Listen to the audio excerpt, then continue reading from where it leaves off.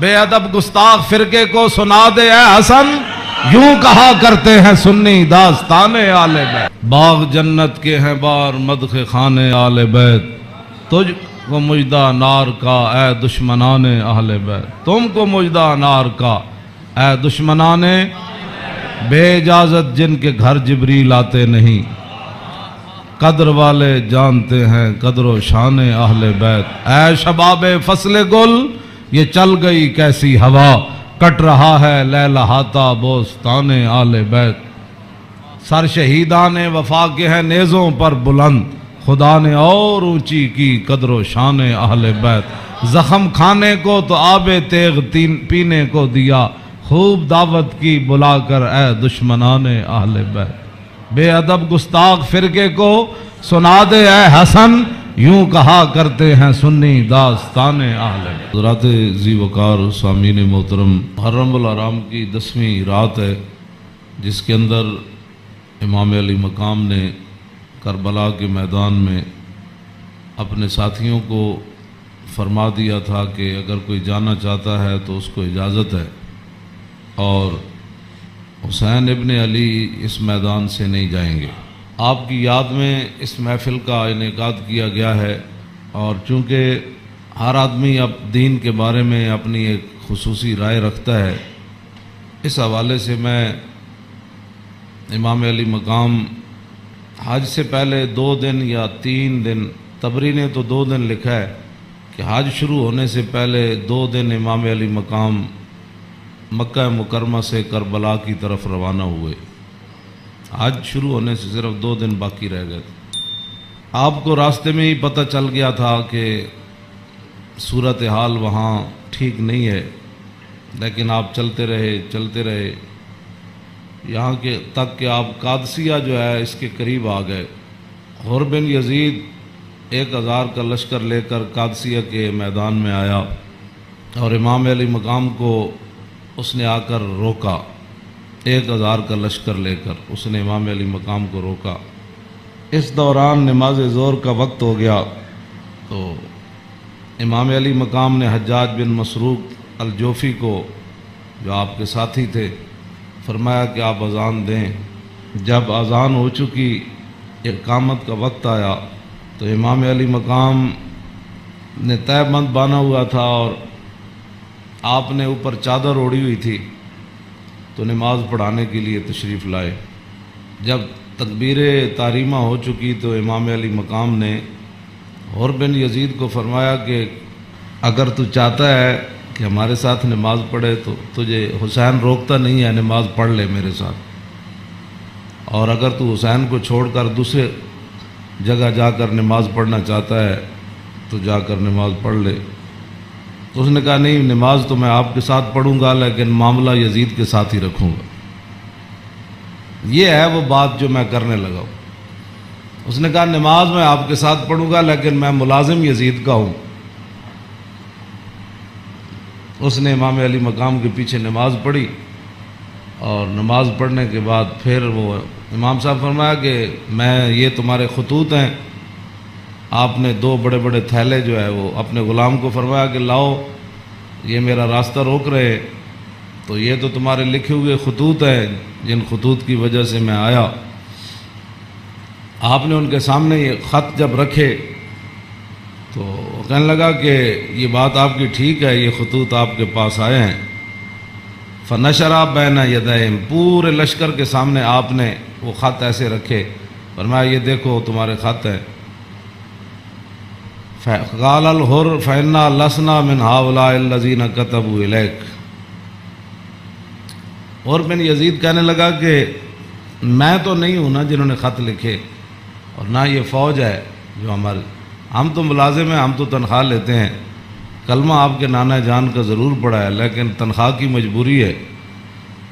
ہم آپ کو اگلی بات جو اس نے کہی، اس نے کہا کہ ہماری مجبوری یہ ہے کہ وَقَدْ أُمِرْنَا إِذَا نَحْنُ لَقِينَاكَ أَلَّا نُفَارِقَ حَتَّى نُقَدِّمَكَ عَلَى عُبَيْدِ اللَّهِ بْنِ زِيَادٍ۔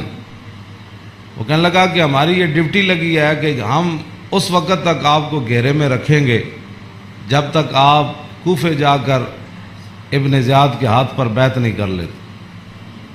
عام یعنی محاصرہ کر لیا نا، اس کا معنی یہ ہے انہوں نے آپ کو گھیرے میں لے لیا امام علی مقام کو. تو وہ کہنے لگا کہ ہم آگے جو بات کی نا،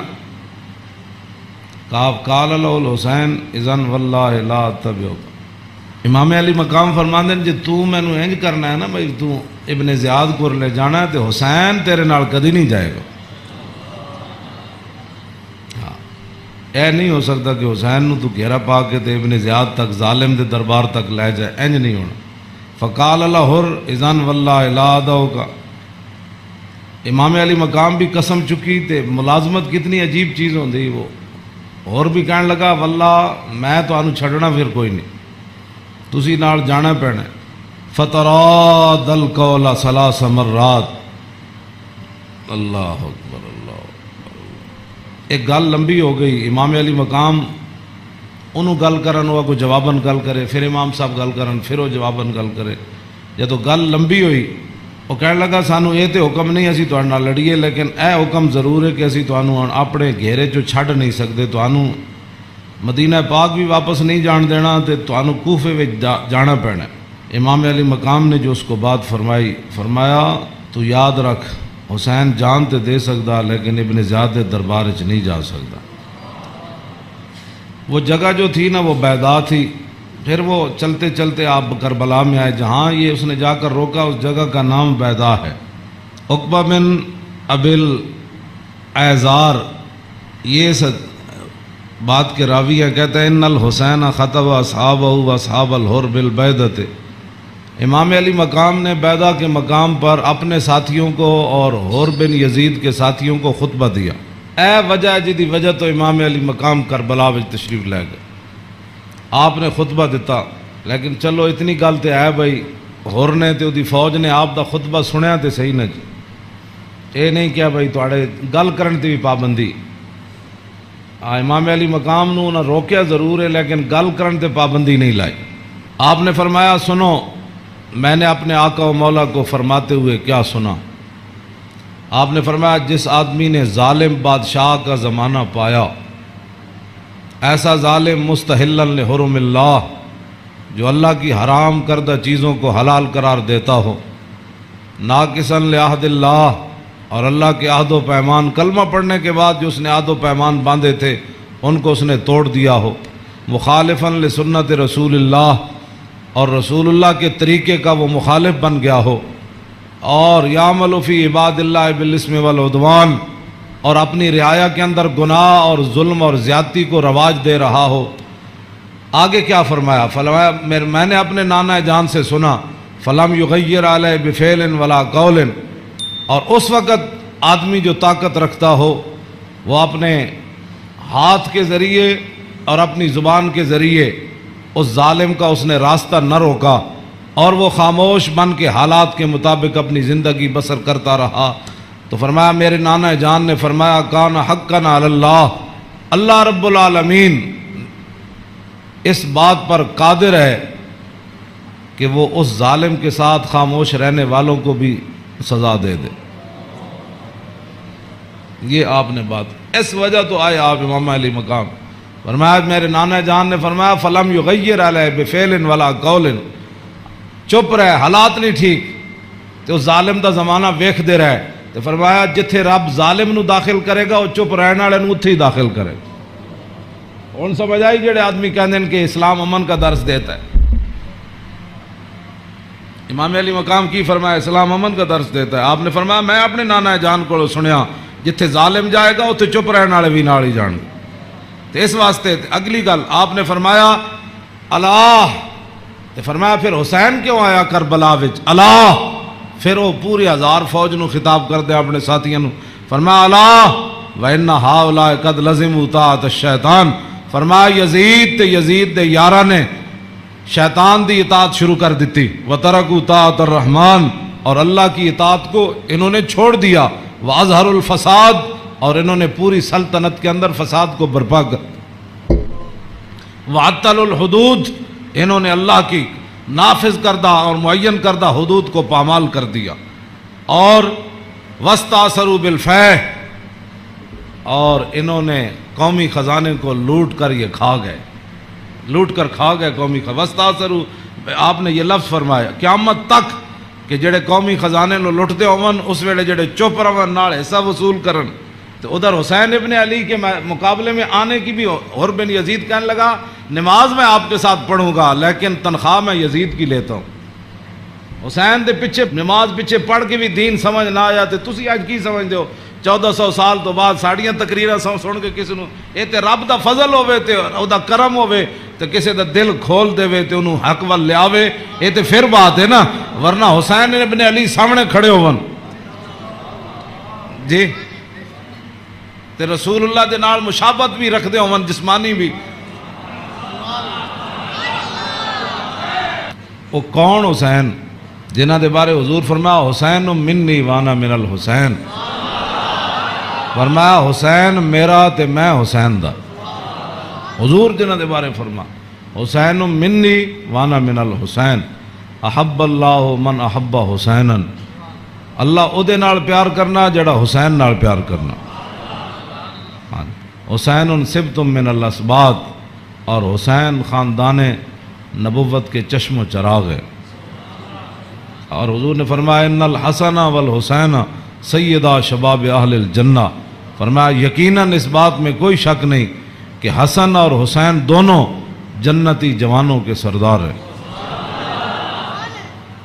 جن کی زبان رسول اللہ نے خود چوسی ہو، اور جن کو ممبر پر بیٹھ کر حضور نے حسن اور حسین کو آتے ہوئے دیکھا اور وہ لڑکھڑا کر آ رہے تو حضور نے خطبہ چھوڑ کر دونوں شہزادوں کو اٹھا لیا ہو،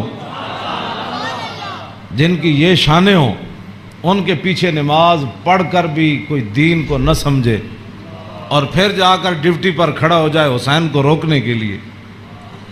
بس یہ بات ہمیشہ میں یہ کرتا ہوں، خدا کا وہ شکر ادا کرے کہ جس کے دل کے اندر حضور کی محبت، حضور کے صحابہ کی محبت، حضور کے اہل بیت کی محبت اور دین کا درد موجود ہو، اور وہ زندگی میں اگر مگر نہ کرے اور کبھی بھی وہ نفسانیت اور حالات کے مطابق نہ چلے۔ جب بھی کوئی وقت آئے تو کہے او چھوڑو یار مر ہی جاؤں جو اس در سے جاؤں دو قدم، کیا بچے بیمار غم قرب مسیحا چھوڑ کر۔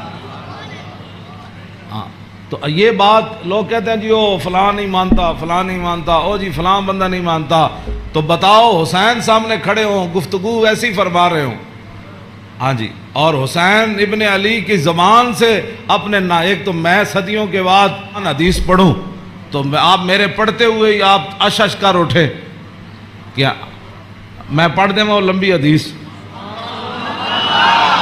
توجہ جیڑی امام حسین کو مروی کیوں جی، ہاں امام حسین تے تسی ویسے اشش کر اٹھنا ہے تے دسو اے تنخواہ دی کتنی مجبوری ہوندی، اے حکمرانہ دیاں ملازمت دی انہاں دی جناب تعلقات دی کتنی مجبوری ہوندی کہ حسین اپنی زبان نے جو حدیث بیان کر رہے ہوں تے سامنے 1000 بندے نو حدیث سمجھ نہ آوے۔ پورا خطبہ آپ نے دیتا نا، آپ نے یہ تو نہیں فرمایا میں اے کہنا، فرمایا میں اپنے نانا جان نو فرماندے ہوئے اے سنیا، تے پھر بھی 1000 بندے وچوں کسی نو سمجھ نہ آوے اور پھر بھی وہ امام علی مقام دا راستہ روک کے کھڑے ہو جان۔ جدو امام علی مقام چلے تے آپ نے فرمایا بھئی کی مسئلہ ہے؟ انہوں نے کہا جناب تسی ہن دائیں بائیں نہیں جا سکتے، ہن اسی محاصرہ تہاڈا کر لیا، ہن تانوں ابن زیاد کول جانا پینا۔ ہاں جی، یہ میں بہت ساری گلاں حذف کردا وچوں تاکہ تہاڈے ذہن دے مطابق گلاں کراں، میں وہ تو جگر پھٹتا ہے جڑیاں گلاں وچ لکھی ہوئیاں، ہاں لیکن میں وہ صرف اتنا ہی گل کرنا جتنا تہاڈا ذہن قبول کرے۔ ہاں کلم الناس علی قدر عقولہم، جیو جی مخلوق بیٹھی ہوئے وہ نال گل، یہ علماء دی امانتاں بہت سارے علم جڑے اسی تہاڈے سامنے ظاہر نہیں کرتے، اے نہ ہوے تساں دینوں تو ہی چلے جاؤ۔ حسین کھڑے ہون تے انہاں دا محاصرہ کر لیا جائے تے نمازاں حسین پیچھے پڑھن تے مجبوری تنخواہ ہوئے تے یزید دی مجبوری بن جائے، اور دسو پھر حسین دا صبر ہی تسی جڑا مار گیا سارے۔ ہاں جی، کیوں اے پھر جو یہ جڑے یزیدی ٹولا ہے یہ کہندے جی وہ سلطنت واسطے گئے سن، اقبال کہندا مدعا یا سلطنت بودے اگر خود نہ کر دے با چنی سامان سفر۔ اقبال کہندا جی حسین سلطنت واسطے گئے ہوندے تے جلیا شیر خار پتر لے کے تے کدی نہیں کوئی جنگج گیا۔ ہاں جی، تا قیامت قطع استبداد کر اور موج خون او چمن آباد کر۔ اقبال کہندا اے تے حسین ابن علی دا ہی کم سی تا قیامت ظالمہ دا پنجا توڑ گئے. ہاں جی پوری سلطنت ایک طرف کھڑی ہوئے تے حسین کلے بھی انہاں دا پنجا توڑ دیں. ہاں جی اقبال کہندا تا قیامت قطع استبداد کر اور خون موج او چمن آباد کر. اقبال کہندا تینوں پتہ ہے اس کھیت نو تے اس چمن نو خون کون دے کے آباد کر گیا قیامت تک؟ اقبال کہندا وہ حسین ابن علی کر گیا قیامت تک.